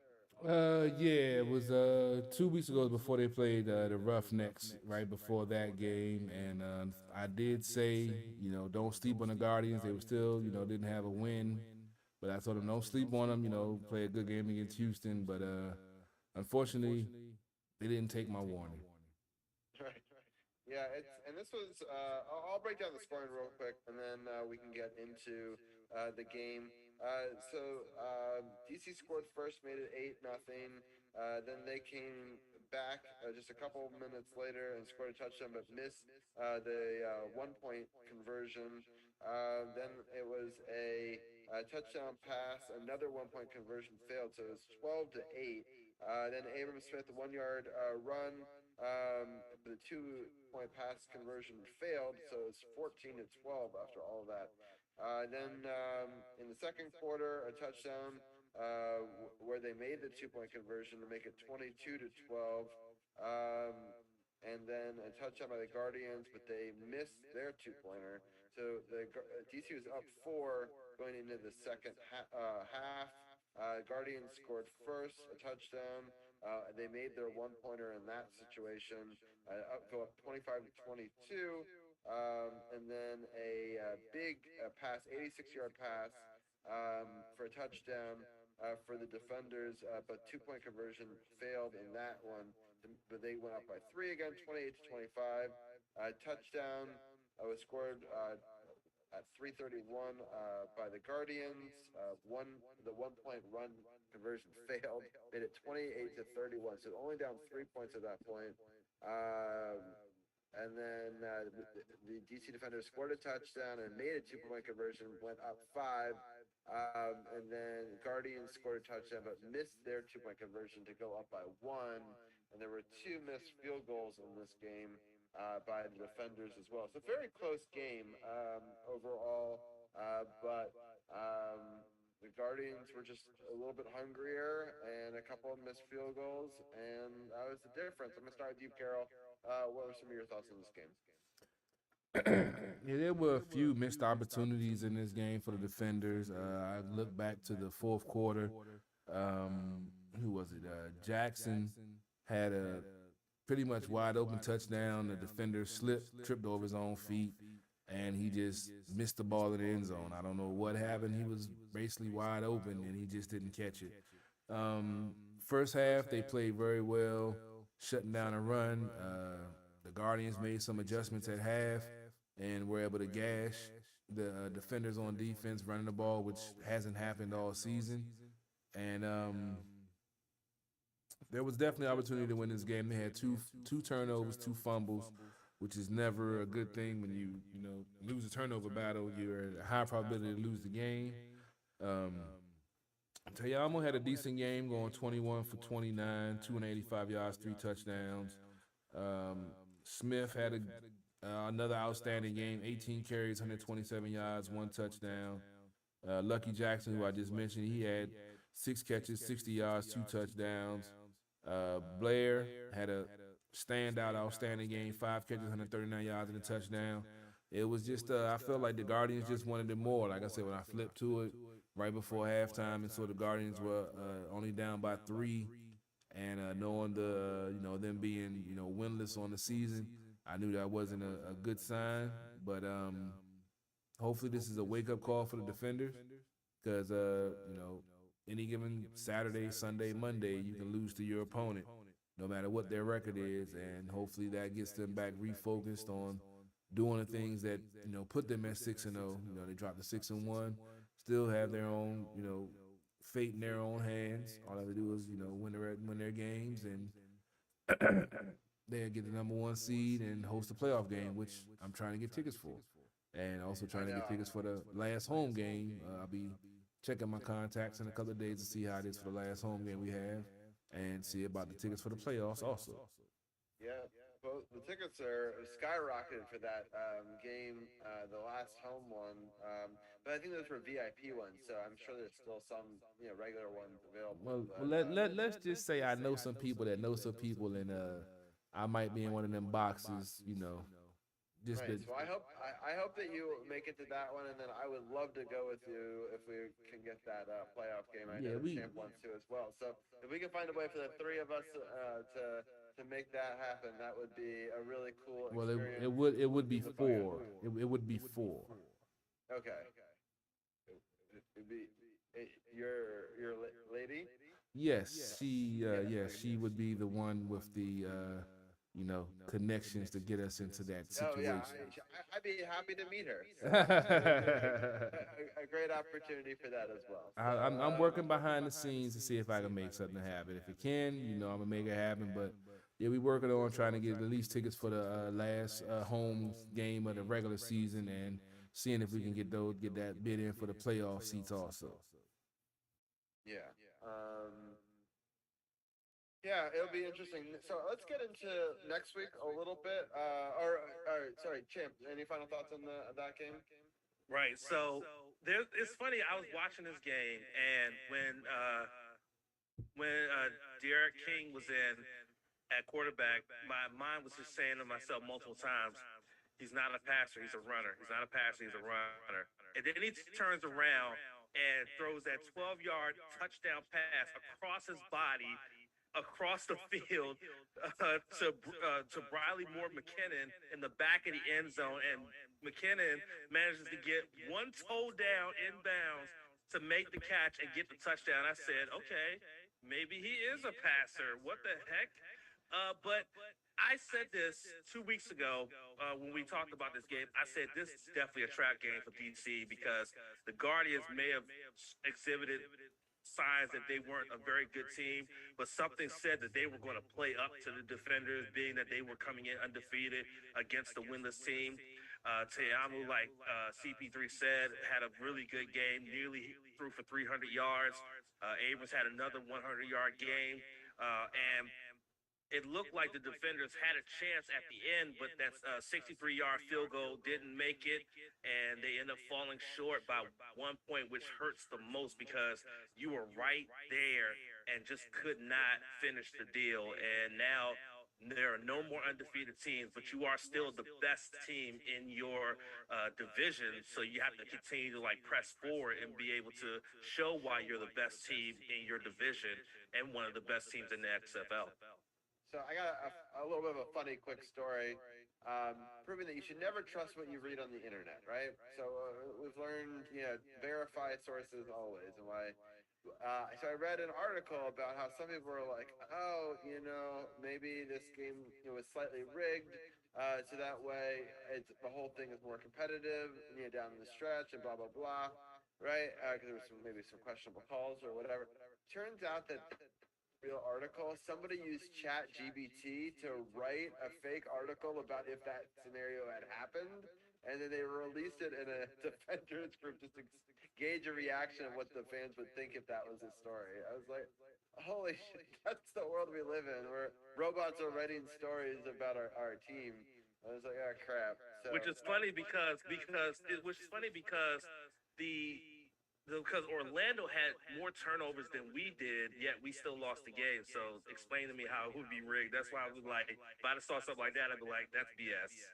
yeah, I mean, I wasn't, I didn't believe it, but it was just an interesting, story. I was like, but I was like, then they came out later, and I can't tell if they're just covering their ass because it was like a ridiculous bullshit, idea. And they said that ChatGPT wrote it, or if that's the real way that it happened. But the article sounded real, so you just got to be careful of these, these bots out there. So. Let's pretty much. take a look at the upcoming week because it's actually a really important week in the XFL. So the Vipers are playing the Battlehawks on Saturday at 1 p.m. The Battlehawks are 5-2. The Vipers are clinging on to the sliver of hope for the playoffs. So that's going to be a really tough, especially the Battlehawks, one of the hardest places to play. I thought it was kind of funny that they fed into the April Fool's joke that somebody wrote a story about them being relocated to LA. As kind of as a kind of a play, because wouldn't that be funny if St. Louis lost both of their teams to LA? So that was their April Fool's joke. Then the Renegades played the Guardians. Those are two great teams. Kind of the battle of the basement there. The Roughnecks are trying to keep pace and be that top team to Sunday at 3 p.m. But the big game is Sunday at 7. The game is in Seattle at the Sea Dragons. The Defenders beat the Sea Dragons, but the Sea Dragons have won 5 games in a row, and they put themselves into a dead tie with the Battlehawks now. And so, assuming the Battlehawks beat the Vipers, they'll need to beat the Defenders to stay, right there. And if that happens, all the teams could be sitting at 6-2, all three teams. So it's, I obviously can't overlook it because I already overlooked a team they shouldn't have. But this becomes a really important game because tiebreakers are key. And we've already beaten them once. So if we beat them again, we pretty much seal up home advantage of the division. But if we lose to them, they've got a track that they could take that spot, and we'd have to play in Seattle for the final. So this becomes one of the most important games of the season for the Defenders. Carol, what are some of your thoughts on this game? They played this team in week 1, beat them 22-18. Joseph had 2 interceptions, a pick 6, I believe, to, put the icing on the cake of the game. Both QBs scored on the ground. It was a close game to be Sunday, 7 o'clock on ESPN2.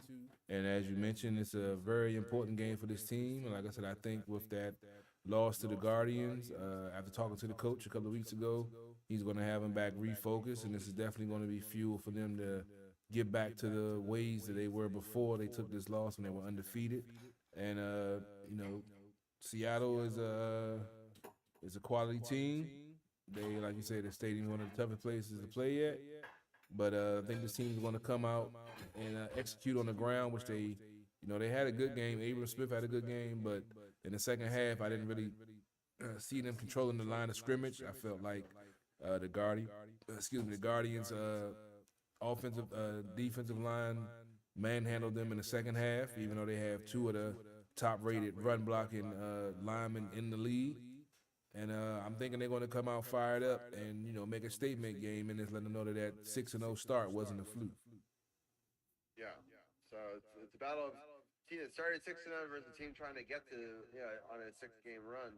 So it's going to be a barber, and I'm really excited about that game. Champ, what are some of your thoughts? Well, one thing that's going to really intrigue me is the fact that Seattle just signed Philip Lindsay, who started his career in the NFL with back-to-back 1,000-yard rushing seasons, and he's going to have something to prove and something to show to NFL teams who didn't give him a chance after he started off so strong, but then kind of fell off due to injuries. So that's going to be an interesting thing to look at, see how this defense handles an individual who, on the NFL level, in his first 2 years was a 1,000-yard runner. I want to see how they're able to handle something like that and then be able to counteract that with their own dominant running game with Abram Smith, with 2 very competent mobile quarterbacks, especially Jordan Ta'amu, who is starting to emerge more as a passer, but still has the capability to beat you with his legs. So this is a huge game, as you mentioned. This is definitely going to be a game that will determine if the Defenders are going to have a playoff game at home or if they're going to go on the road. I'm really hoping that they win this game so they can have that home game, because I'm hoping CP3 can come through with the teams. I want to go to Audi Field and check out this game and see the beer snake in person. But they have to take care of business here first, and they have to beat Seattle in hostile territory. But it's going to start mostly with the defense having to deal with a proven NFL running back in the backfield for Seattle, and then them being able to do their thing on offense as well. Now that they've established their offensive identity as a run first, but can pass the ball as well offense. Yeah, for sure. All right, and, Carol, any final thoughts on Defenders before we switch gears and talk a little bit of NBA? No, just hopefully they, like I say, rebound after that bad loss to the Guardians, and like I say, hopefully I'll be at the last regular season game, and we're gonna see what we can do about them playoff tickets.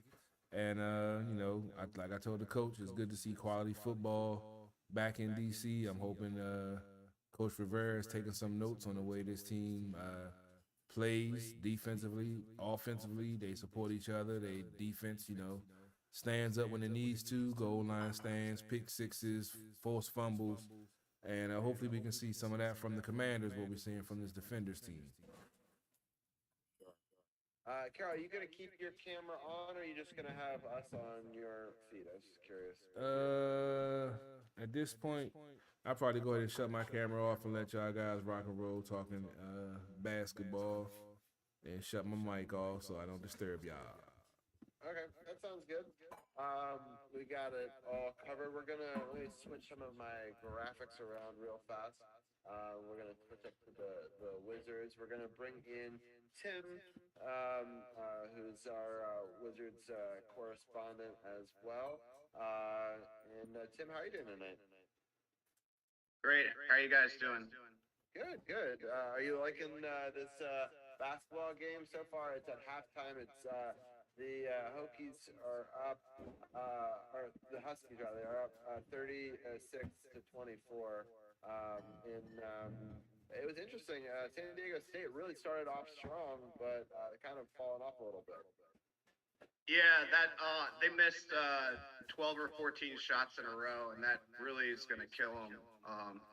UConn's been on fire the whole tournament, and it looks like they're probably going to take it tonight. But you can't count San Diego State out clearly because they come back from double-digit deficits pretty often. So I'm not giving up yet. Yeah, that's for sure. All right, let's get into. Let me just see if I can get my screen sharing set up. 1 second.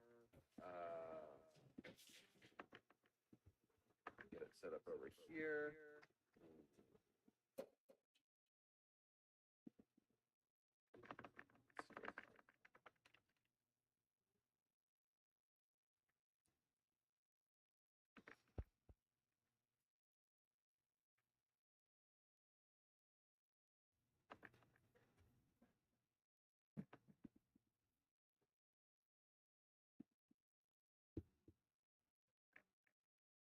Set my screen over there. So Wizards schedule. So I'm just going to bring up the whole schedule that we had going up into where we're at. So when we last left off, we have lost pretty badly to the Kings.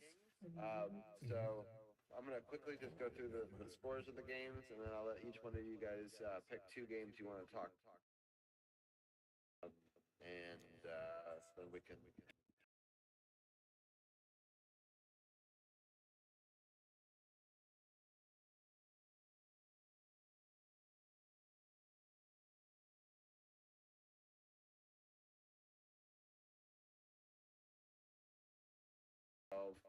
Is a situation where the Magic really dominated the fourth quarter and outscored us by 11 and outscored us for the game by 10.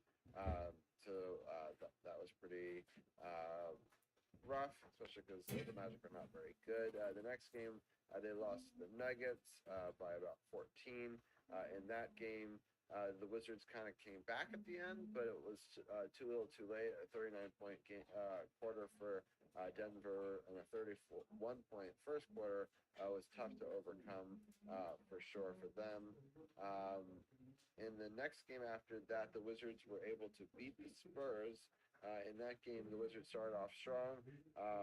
It kind of fell off a little bit in the second and the third, but were able to dominate the fourth quarter for a 136-124 victory in that game.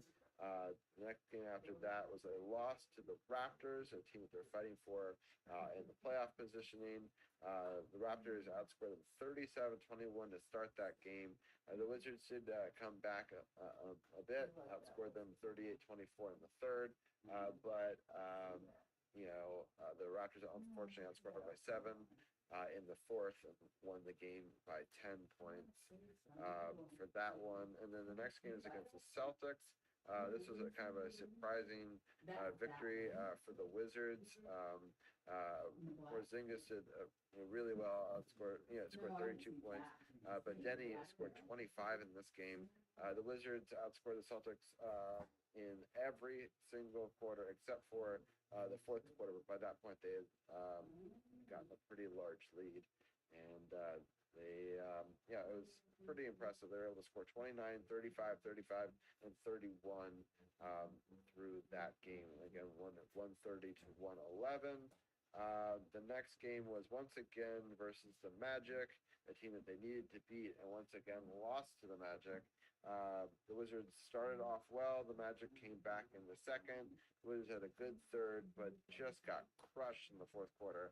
Were outscored 31-13 again for a 116-109 win for the Magic there. And then the last game, which was the game yesterday, they lost unfortunately to the Knicks. The Knicks outscored them in the first. Wizards outscored the Knicks in the second.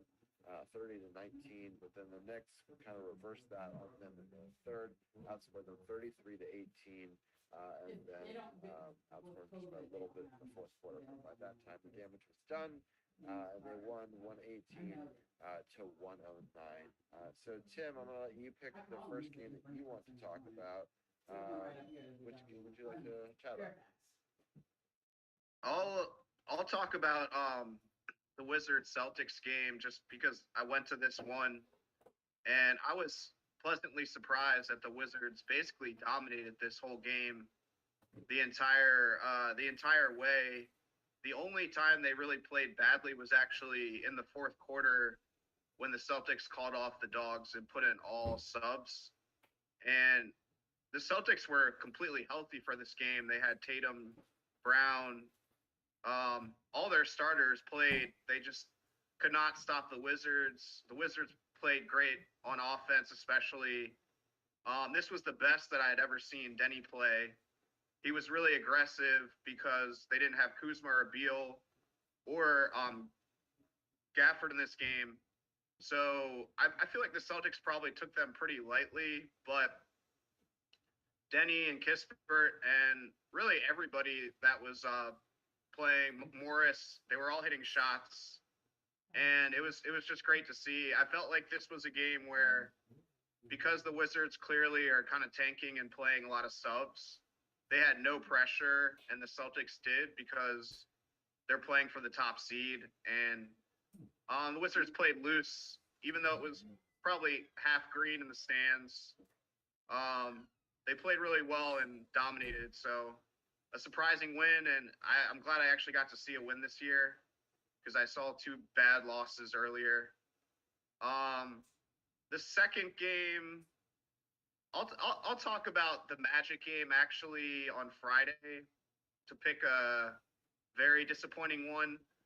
I mean, obviously the Wizards aren't trying hard to make the play-in, but if they had won this game on Friday, they would only be 1 or 2 games out of the 10th spot. So they were still technically in it, I think, until this loss.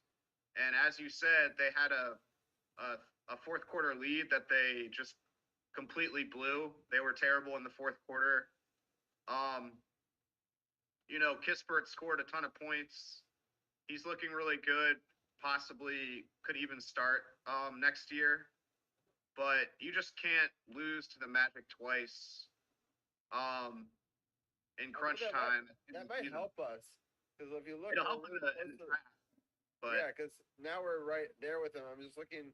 There's 3 teams tied with 34 wins here, and I know that Champ hates the idea of tanking, but if you fell behind there and you get to this bottom 3, I think that's a much better position that you could potentially get than. I don't think you're going to make that 10th spot now. I mean, it's possible. We're only 4 games away, but they're not mathematically eliminated yet. But it's not. Yeah, I don't think it's happening. Yeah. Just don't draft another Johnny Davis because he was a big reason for that loss to the Magic too. So because he's playing a lot and he's pretty bad. I mean, he flashes a little bit, but he doesn't look good. I don't know why they were so high on him. I just bad pick. Yeah, it was I don't know. It's all right. Well, I'm gonna let Champ, why don't you talk about those 2 games first? Your thoughts on both of those, and then I'll let you pick 2 games of your own. The Orlando games? So it was the Orlando, this Friday, the March 31st game, but also he talked about the Celtics' big win, the 130-111. So it's these 2 games that are back to back. Right. Good in the bad. Right. So very surprising how the Wizards played well against one of the best teams in the East in the Celtics. They really came out and just really punched them in the mouth. They seem to always play Boston so tough. That's like their main rival in terms of the Eastern Conference. So they really played them well. But I said it 2 weeks ago on the podcast. I said they needed to beat Orlando. They needed to beat Orlando. And not only did they fail once, they failed twice. And that's where I said to myself, and I said it to you guys in our group chat, I said, this season's chalk because you lost to Orlando, not once, but twice. And you needed to beat them. And that's what really bothers me is the fact that, you know, you lose to Orlando, but yet you beat one of the best teams in the East, but yet you beat a team that you are already had the leg up on towards that number 10 spot, and you let them catch up to you by beating you twice down this stretch. So very disappointing that the one team they needed to beat, they couldn't do it. It's frustrating. I feel like this is always the story of DC teams where we play up to some of the best teams and then we just play down to teams that we should be beating. It's kind of the story of this episode of this podcast, and it's frustrating because it happens in all the sports. I don't know why, but it's kind of been something that's been a story for us for a long time, decades. So it's not like it's a new thing. I'm happy there were some exceptions to those rules, the championships, but over most of the years, we tend to play up, for good teams and play down when bad teams. And we're not the team that tends to blow other people out of the water. I mean, there's exceptions, but not often for us. So, all right. I do want to get your thoughts, or Champ, pick two games that you want to talk about. The first Orlando game and then the Denver game, because I said it, like I said 2 weeks ago, I said that first Orlando game was critical in terms of really starting to try to build momentum to at least try to make an attempt to make the play-in game. Because as you said earlier, I'm not a fan of tanking. I'm not at all. But those back-to-back games against Orlando and Denver told me and made me realize this team is effing giving up. Like, they've absolutely given up on the season. And I'm not one to give up on a team at all. I want to see them fight out through the end. But once those two losses happen, I've given up on the Wizards this season. Like, this season's pretty much over with. They're now focusing on next season, which that seems to be the trend for a DC sports fan, is that, well, there's always next season. There's always next season. And I'm sick of that defeatist attitude, I'm sick of it. That's why I don't pay attention to message boards and Facebook groups of DC sports teams, because I can't get with that defeatist attitude. Like, I want to be a fan that wants our teams to fight regardless of the situation. But there's too many fans that are just defeatist and just like, well, there's always next year. We can get them next year, guys. It's okay. No, it's not okay. Freaking fight now. You're 4 games out of the play-in. There's still it's a small chance. It's a very small chance. But guess what, ladies and gentlemen? There's still a chance. Yeah, but look at these teams that they have to play. They have to play the Bucks, the Hawks, the Heat, and the Rockets. I mean, so I just don't see that they have to win all 4. And I don't know if they're going to be able to pull that off, especially there's a back-to-back, the Bucks game, and then the next night they have to go to Atlanta, right? So that's going to be rough. Like, I don't know. There's no two ways to slice that. And then, Friday, Sunday, the Heat have been good, relatively, and the Heat and the Hawks are fighting for those, playoff spots. So they both want to be able to beat us, right? So what did Herm Edwards say in a press conference when he was the coach of the New York Jets? You play to win the game. That's it.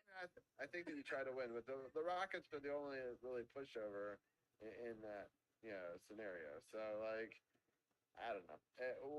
We'll see how it all shakes out. Next week we'll have our last Wizards podcast of the season. We'll obviously break those games down. But do you want to talk about any of these other games a little bit more, Champ?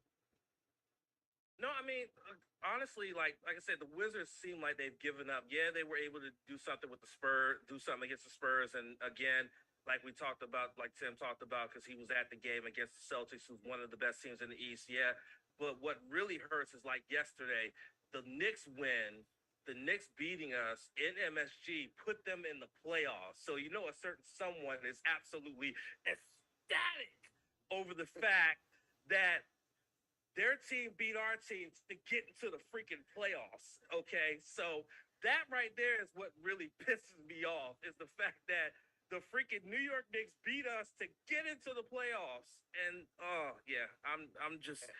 it's just clear like this team is just giving up. They've given up. Yeah, for sure. It's but I mean, this tells you everything you want to know. They're 3-7 in the last 10. When we talked about this 10-game stretch being a make or break for the season, didn't even go 500, and so they kind of don't deserve to limp in, and I don't think they're making a run anyway. I mean, I don't think you're beating the Bulls or the Raptors in that first game, and even if you did, then you have to play, the loser of the Heat Hawks game, right? And I'm not sure you beat them afterwards, and that's just to get in, and that's just to get the rights to play the Bucks. Right, so it's like I don't know. It's a long way, and hopefully there'll be some good players in this draft. But yeah. So let's. Well, Ken, do you have any final thoughts on any of the Wizards stuff before I let you do your no spots plug? I just really want. All I ask for is for these last 4 games, just go out there and fight. Like you're currently down. Like the Knicks game, you were down your big 3. Porzingis was down, Beal was down, Kuz was down. Hopefully they come back and you could just fight and at least make this a respectable finish. I would love for them to go 4-0 and finish off the season 4-0. It's probably not going to happen, but at least make it a respectable fight so that you have something to build on for next season and stuff like that, because that's what you need at this point. Okay, that's what you need. So all I want is for them to fight, and just finish on a high note. That's all I want. Yeah, kind of a mindset lose all for it when I get down to 13th place. But I appreciate your love of DC teams. I love my teams too, and but at this point I don't see a path. But Tim, any final thoughts on the Wizards? No, it's just tough. I mean, like I said against the Celtics, they play hard. I think I kind of like that they're letting the bench get a lot of minutes to see what we have, and to reward them. Also, it's good going into next year to get those guys some experience against playoff teams down the stretch. It's just they just don't have the talent right now because their big 3 are always hurt. It seems like at least 2 of them miss almost every game. So we don't really know what the roster has because it also hasn't stayed healthy. So I think also just deciding who they're going to re-sign is going to be huge besides the draft. Yeah. So I was just looking at, there's only one team to catch, which is the Bulls, right? And I was looking at their schedule. They could conceivably lose all 3 games leading up to it, and we could win against the Bucks, Hawks, and Heat. But I would so not be surprised if we or we could even beat the Rockets. We could win all of these games. But their last game is against the Pistons, and if they have to do or die win 1 game against the Pistons, they're gonna do it, So that's why I just think that the odds are so even if everything went right, and it would be so heartbreaking to win all 4 of these games and still probably not make it, And then that just solidifies one of the worst draft picks you can get. So I could see them for some reason the Wizards too, like winning the first 3 difficult games, and then just needing to beat the Rockets to get in, and then they just choke in the second half. Yeah. I wouldn't be surprised either. But Next week, yeah, I mean, I would be impressed if they win those 3 though, because it's pretty tough. yeah, especially when there's a bunch of them receiving. So. All right, well, let me put up the No Spots podcast graphic and let Champ talk a little bit about all the stuff with wrestling. I do want a quick little update. Maybe a 5-minute thing on WrestleMania. I know you'll do a deep dive on your show, but what were your general thoughts on it? I know it's a big event in the wrestling world. Well, Yeah. Well, we're actually taking the week off because we just had our season 4 finale last Friday, this past Friday. So we are taking the week off, but we will have a deep dive on WrestleMania on April the 14th. But my general thoughts was I was really excited going into this weekend, and then it didn't really disappoint.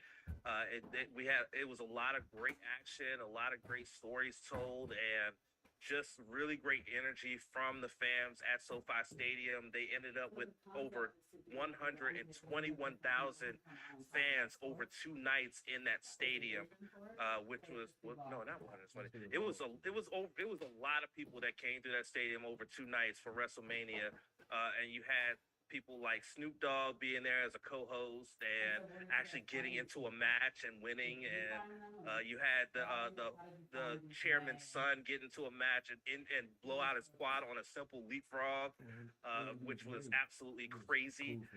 But other than that, it was a really fun weekend, and I had fun doing live reactions because we actually had not only just myself and Sith, but we had my boy Sage, who's our New Japan guy, and it was a fun time. Our chat was really lively and active. It was a great time, and looking forward to what's to come in terms of WWE. Definitely have a wait and see attitude right now because this morning it was announced that they were acquired by the parent company of UFC. So definitely on the wait and see sort of mode here. What's going to happen there? They said the sale won't be finalized until towards the end of this year, but they still have contracts in place for especially on streaming with Peacock. So at least for the next, I think 2 or 3 years, they'll still be able to have pay-per-views free on Peacock with a premium subscription, which is a good thing because most of our bread and butter for our Twitch channel is off of watch-alongs / live reactions to those pay-per-views. So it would be painful to not be able to do them because they may be charging very high prices for pay-per-views if they weren't streaming them on Peacock. But this has been an incredible weekend. I'm actually currently watching the Raw after WrestleMania because that's one of the most exciting Raws of the year because you have a very diverse crowd, a mixed crowd, and it's just really wild up and lively and things like that. So it's really a good time to be a wrestling fan. There was a lot of wrestling that went on WrestleMania weekend between WWE with Impact Wrestling, New Japan, Game Changer Wrestling, a lot of indie wrestling, Ring of Honor. Unfortunately, during a Ring of Honor event, an AEW star injured himself on a wrestling move, absolutely like destroyed his ankle, like hit a move and his ankle was like this way. It was a nasty looking sight. Someone said he Theismann himself. That's how nasty it looked. For those who may not get who may not understand without that reference, but it was a really great weekend for wrestling. If you're a wrestling fan, this was like your Christmas. This was Christmas for us. Was this weekend, and we got plenty of wrestling and did some, and now it's time to move forward. WWE is getting ready to head to Puerto Rico for the first time since 2006 for pay-per-view with Backlash, and then AEW is getting ready to have a pay-per-view on the same day as NXT is going to have a pay-per-view. So it's just a really great time for wrestling and really great time to be a wrestling fan, and an even better time to become a wrestling fan if you've never been one, because this is a great time to get introduced to it because of so much that's going on with it. So really exciting, really, really exciting. Well, thank you for breaking some of that down. I'm excited that you're on your break, and so you said you're starting season 4. Is that the next one? Season 5. Season 5. This is your season 4 finale. Cool. So yeah, season 5. That's and crazy. the only reason why we're doing it on April the 4th is because April the 14th, because April the 15th, New Japan's coming back to DC for another go at Capital Collision, and I'm going. Me and Sage are going to go. I'm going to get my tickets later this week, and me and Sage are going to be there for Capital Collision because it's going to be pretty much in my backyard in Southeast DC at the Entertainment Sports Center in DC. So we're going to go and have fun. So the season premiere for season 5 will be on a Friday instead of a Saturday. that's the arena where the Mystics play. Is that right? And the DC Correct. logo? Yeah, yeah. Correct. It's a beautiful venue, by the way. It's a very beautiful venue. I've never been. I've always wanted to go to that one and Audi Field. So yeah. Yeah, that's cool. the Entertainment Sports Center is a beautiful venue. Really, it's compact, but the acoustics in there, especially for a wrestling event, the acoustics are beautiful. Like it's really beautiful. So I'm looking forward to being there and again for the second year in a row and really enjoying what New Japan brings, which is strong style professional wrestling. Yeah. Just a quick scoring update. UConn is up 45 to 35. San Diego State just committed an offensive foul. But yeah, it's been an exciting basketball game. We'll get more into that in just a second. But Champ, thank you so much for joining us on the season 8 premiere, and we'll definitely have you back on next week to break down the Defenders game and the last week of the season for the Wizards. And maybe some miracle we'll talk about them squeaking into the playoffs, but probably unlikely. For a programming note, I'm not sure we're going to cover the NHL and NBA playoffs as in depth as we have in previous seasons. Often we cover them more in depth because we're in them, at least from the start. But I may let some of the guys and some of the roundtables have some time off a little bit early this year. We'll definitely talk about the Defenders though, and there's lots of other stuff. Whether we talk about the Nats or we have somewhat shorter shows or broken up shows where we talk Defenders and do Nats talk separately. So we'll stay tuned. The podcast is always evolving, and we'll definitely give like updates and general things of how the playoffs are going, but maybe not like super in depth going into each game kind of thing. But Champ, thank you for riding with us as always, and we'll see you in chat since you're still a mod.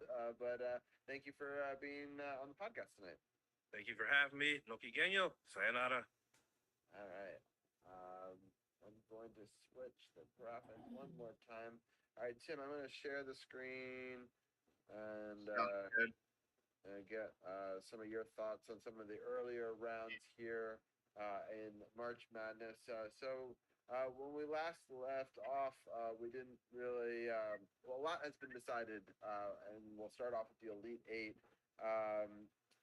So the matchups were Creighton, San Diego State rather, and San Diego State just won by 1 point over Creighton to make it into the Final Four.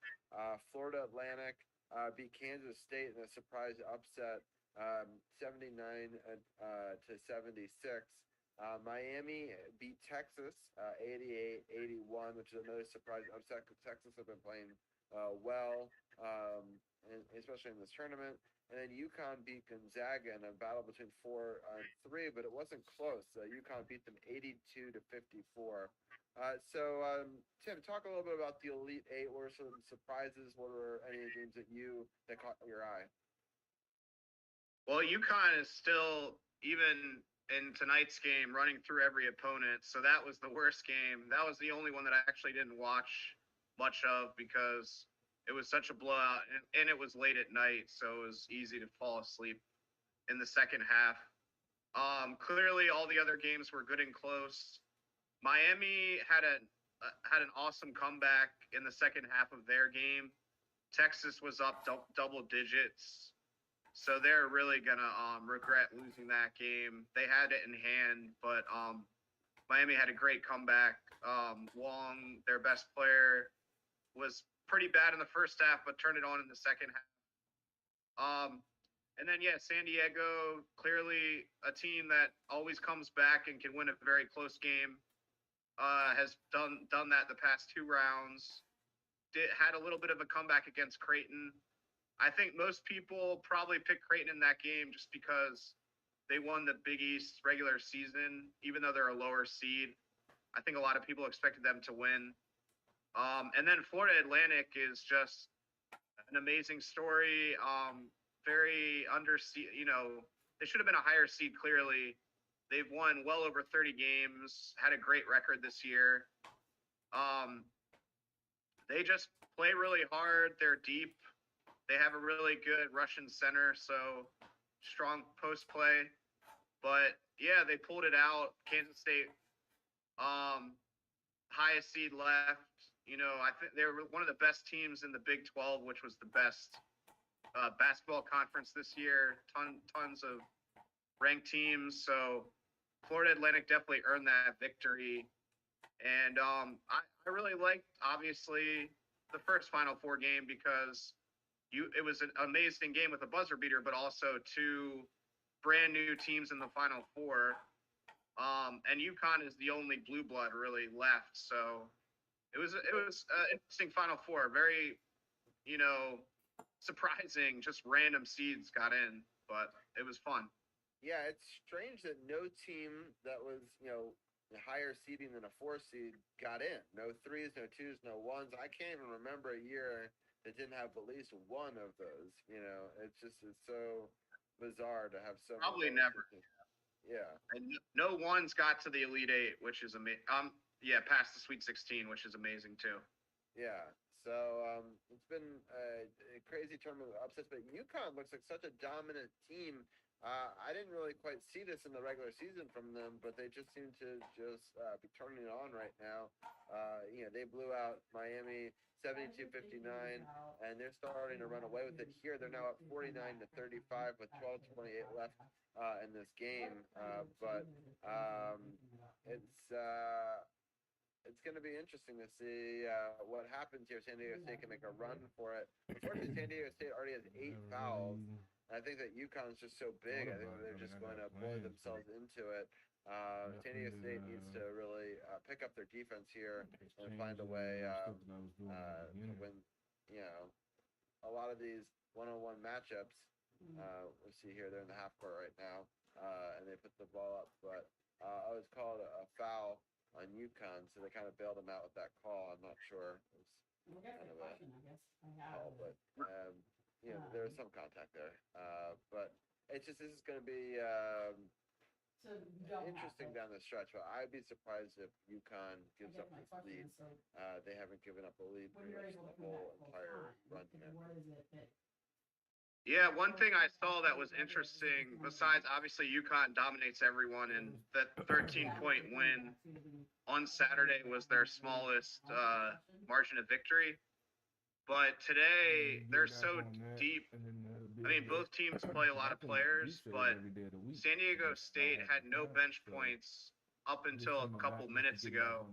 They still might not have any, but UConn had all 9 players that played in the first half, but none actually had double digits. So it just shows like everybody that plays on their team can score, and they don't even need one guy to get hot. Like they can all score 6 or 10 points, and they're fine because they have 9 really good players. So San Diego State just normally they have good bench scoring, but today, you know, it's not coming through. I have a plan, but it's contingent upon how So other there's a stuff foul on plays San out. Diego State on some pretty decent defense, but that'll put I think it's You don't have your schedule played out, they're but going to a you can all, commercial like break I could say right now, ooh, under 12. if I won $1 million, I'd probably do these 3 things. So That's what I'm asking you it's is, going to be interesting. outside I'd of- I be know about surprised the if contingency, but this is UConn your lets baby. this one slip. And But so if you have, anything's when you possible have to in have the end of these time sort of to get games. close to it, I was what stopped is the it that you screen actually share want to do with that? How do you there. want to But take it to the next Tim, I level? appreciate you helping us That's break what I'm down asking you, those last Bob. couple I'm engaging rounds. you in a conversation. And you're gonna shoot we're me down. probably gonna Because it depends start on to what wrap it up angle I take here. it. I can go with the community angle. And I can go with sticking with the sports and I'm gonna cultivating do some of the people that I our, have already with the high school angle. our post I can podcast cultivate stuff with the DC second. Defenders angle. But It all depends on what my schedule any, is going to look like and the availability that I anything that have you want to talk in order about, to Tim, reach out to before these people we'll let and you do go the things tonight? that I've already laid the ground. No, I just I already have. I'm hoping to go to the Orioles Nats game. Actually, I think it's later this month, so hopefully that'll go well and I can talk some baseball later on this year. But I know both teams didn't start out too hot, And I'm not so asking you about what to we'll do. see. We'll see if we get any excitement this year. That's what I want to hear. Like, Yeah. On the what- time and what do you want at to least. Like I say, the Yeah, same thing. last I Interview checked, I folks. thought that the Bro, Orioles were highlights, winning. talking about sports. They won the only tonight. way to Yeah, make they're it 2 talk and about it. 2. Same thing I've So been doing I'm before. pretty Is confident they- they'll be decent, but Yeah, have you their never big know. win. And then yeah, the Nats Yeah, when I first started, I was doing 5 started shows a week. That's how out 1-3. But I do want to go to a game because I It do doesn't count because you didn't have a job. like going to the Nats Stadium. I do think they should have dropped prices this year, if like I work for concessions or tickets or both. But I get it. They got bills to pay, but I know a lot of fans are mad about that. I can do a 30 Yeah, minute. I'm honestly am one I of think those about fans. getting I'm content actually out rather Yeah. go rather and than you know that's what I go was up doing. to It doesn't always minor have to be a league 2-3 hour teams show. It and could just Yeah, be for video. you. It could just yeah, the keys be are great. me I bringing- shout out to putting them. My highlight son's been videos really out, wanting me to just putting something out there, but I haven't had go the to a opportunity game, to you know, put really anything out badly. there on my channel at all. And he keeps on talking about it. Because I've So been they ripping and obviously have created an Normally, atmosphere I'd be able that to make at videos least a at 4-year-old night, post likes. them on my page in the morning before I go do And what I do. And the then tickets It's front fun. row. That's what my page You know, is dead front right row now. against the bench where we talk to the players, the same as like nosebleed for the Nationals. So it's definitely getting your money's worth if you get to go to have carnival games and stuff like that. So if people are in the area and never checked the keys out. It's definitely go check them out. It's we're lucky to have a really cool minor league team that used to be affiliated with the Orioles, but now they're independent. Yeah. Yeah, we had yeah, that when so- I was off. I Well, was doing thank you, Tim, as Sure. always, I was doing for the helping boxing us MMA break every it down. Thursday night. I Wednesday think we we're were gonna sort covering of wrap hockey. up this podcast Monday we here. would do our regular stuff. Tuesday we You were know, off because I people was doing watch True the end Talk. of the Friday, basketball game we if would they want to. sometimes cover But, anything. I Wrestling. think That's we're before gonna Ken branched off and did his trying to show see if on Carol's Fox. gonna come back. So yeah, that's what I was putting up. Tune in or know that Side like of the stream. Mondays is this Tuesdays, like you had a. Yeah, we had a program- regular program. we had a regular schedule. Let Yeah. him know that we're finishing up Gotcha. here.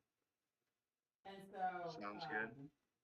But yeah, Okay. no, it's been I feel a like this great city's start to journey season makes 8. me So I feel appreciate like everybody. Yes, coming on. This Monday And, show is yeah, way thank you so long, much for joining and us. it's And I know because we that have the we'll probably structure break down the end of the Wizard season next week, but But you tell me, is that true? I appreciate you for You know, it has the breaking down all structure. They season long just with me. because we've had Yeah, more, sounds we like a don't normally plan. have 4 or 5 Hopefully people we'll on at have a some time. positive stuff to talk about, So but we have if more not, people we'll on, that's more things to more always people say to next test their year. opinion. Yeah, for Normally sure. hockey Yeah. would just be me, Um, Robbie, and But Ed. all right, well, And we'll, then we we'll talk got to you 4 next week. people.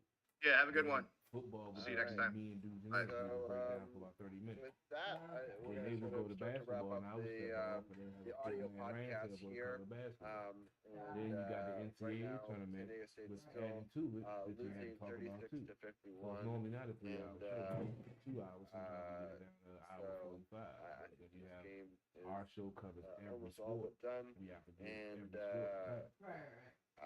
But And anybody so, else has any comments or things that they want to talk about in chat, let me know.